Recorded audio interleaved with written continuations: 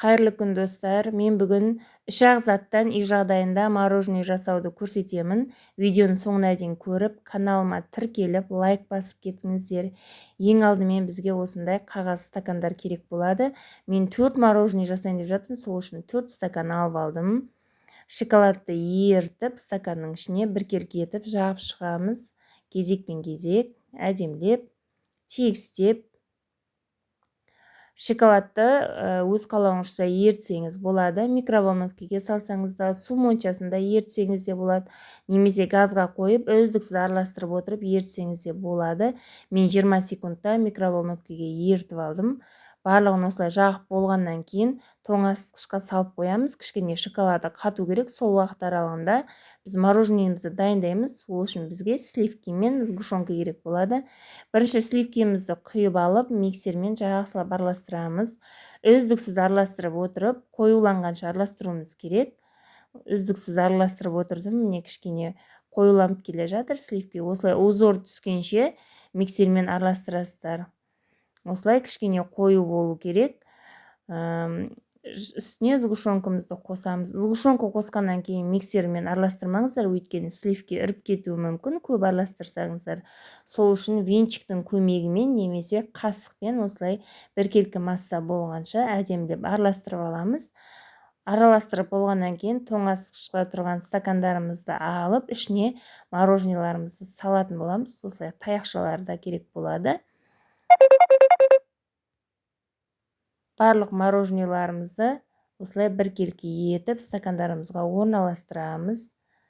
Және таяқшаларын қадап қоямыз. Егер таяқша, ағаш таяқша болмаса, кішкене қасық пайдалансаңыздар да болады.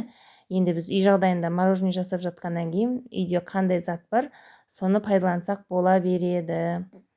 Осылай стакандарымызға кезекпен кезек барлығы мороженеларымызды толтырып, таяқшаларын қадап дайындап аламыз.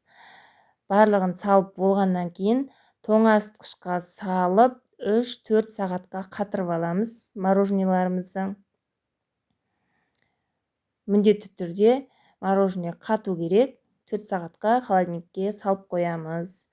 4 сағаттан кейін алып, үстіне қалған шоколадтарымызды біркелкі етіп жағып шығамыз. Мен 4 сағатқа қатырып алдым. Алғаннан кейін үстіне шоколадтарымызды әдемілеп барлық жерін жабатындай қылып шоколад жағып шықтым. Кезекпен кезек.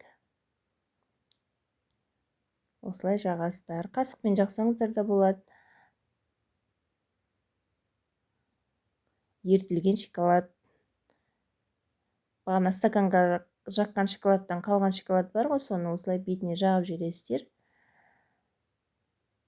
Шоколад жағып болғаннан кейін тоңазытқышқа салмай қойсаңыздар да болады, өйткені мұздай морожененің үстіне жаққаннан кейін шоколады бірден осылай қатып қалады. Осылай жағып шықтым. Енді шоколады бетіндегі қатып қалды. Сыртындағы қағаз стаканымызды осылай жыртып алып тастаймыз. Барлығын әдемілеп, кесіп, жыртып алып тастайтын боламыз.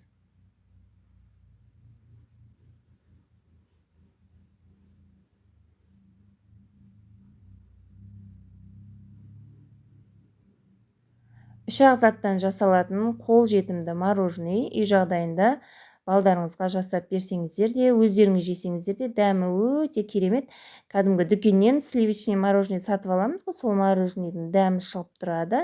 Өте дәмді, қол жетімді. Дәл осы рецептпен үй жағдайында жасап көріңіздер. Видео ұнаса лайк басып, каналыма тіркелуді ұмытпаңыздар.